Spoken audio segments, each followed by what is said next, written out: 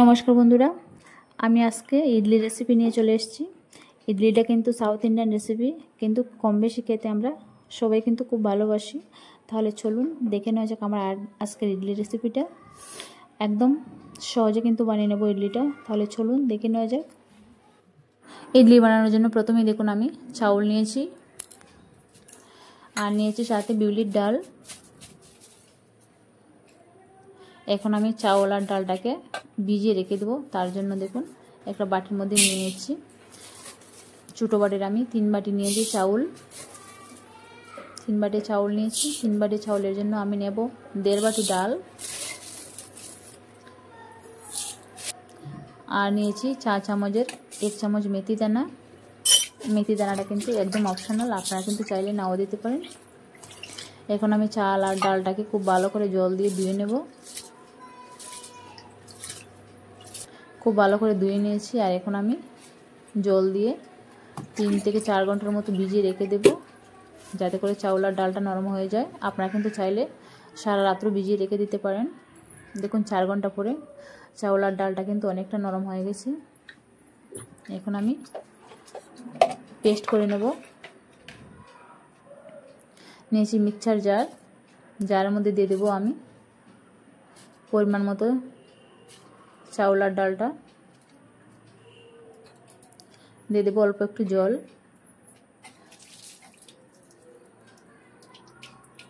জলটা কিন্তু একদম বেশি দিতে যাবেন না, অল্প অল্প করে জল দেবেন, যতটা প্রয়োজন ততটাই কিন্তু দিতে হবে। দেখুন পেস্ট বানিয়ে নিয়েছি।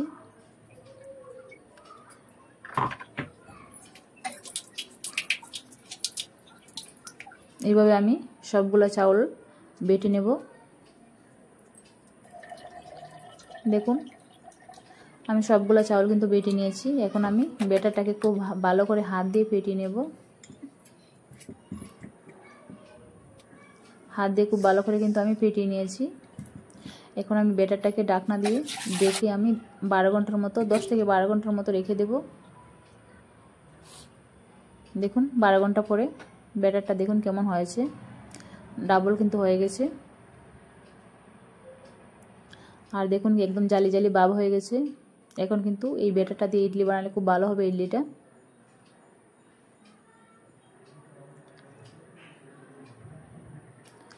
দেখুন ব্যাটারটা আবার আগের জায়গায় চলে গেছে, একদম অল্প হয়ে গেছে আগের মতো। খুব ভালো করে হাত দিয়ে আবারও ফেটিয়ে নিচ্ছি ব্যাটারটাকে। দেখুন এখন আমি একটা অন্য পাত্রে কিছুটা ব্যাটার তুলে রেখে দেব।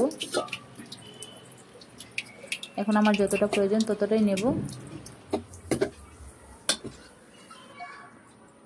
এখন দেখুন ব্যাটারের মধ্যে আমি দিয়ে দিচ্ছি স্বাদ মতো লবণ।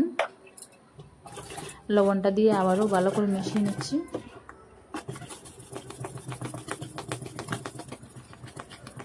দেখুন খুব ভালো করে কিন্তু মিশিয়ে নিতে হবে। এইভাবে যত ভালো করে ফেটিয়ে নেওয়া হবে তত কিন্তু ইডলিটা সফট হবে।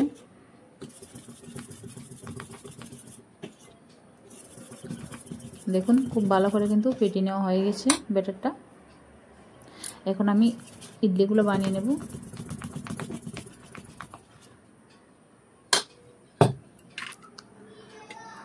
নিচে ইডলি স্ট্যান্ড, ইডলি প্লেটগুলোতে আমি একটু তেল ব্রাশ করে লাগিয়ে নিয়েছি। এখন আমি ব্যাটারটা দিয়ে দেবো এক এক হাতা করে।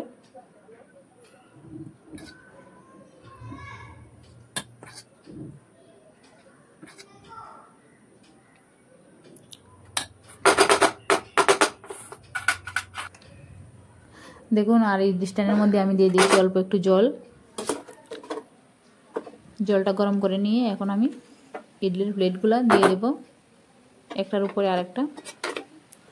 এইগুলো ইডলি স্ট্যান্ড যদি না থাকে আপনারা কিন্তু বাটিতেও বানিয়ে নিতে পারবেন সেমভাবে। এখন আমি ঢাকনা দিয়ে 10 মিনিটের মতো বয়েল করে নেব। আর এদিকে দেখুন একটা প্যান নিয়েছি, আর চাটনির জন্য নেব আমি চীনাবাদাম। তার জন্য বাদামটাকে আমি ভেজে নিয়েছি। বাদামটা আমার ভাজা হয়ে গেছে। এখন আমি বাদামটা ঠান্ডা করে বাদামের খোসাটা ফেলে দেব।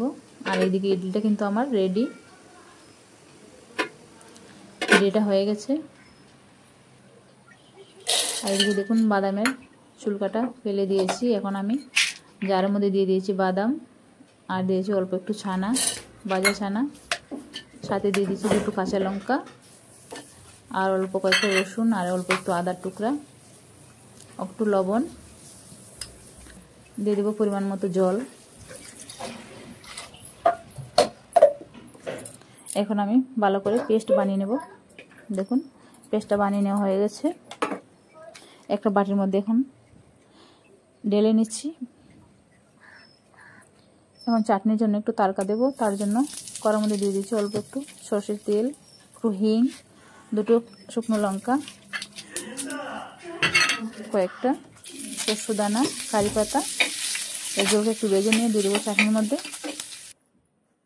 দেখুন চাটনিটা আমার রেডি। এই চাটনিটা খেতে কিন্তু দারুণ হয়।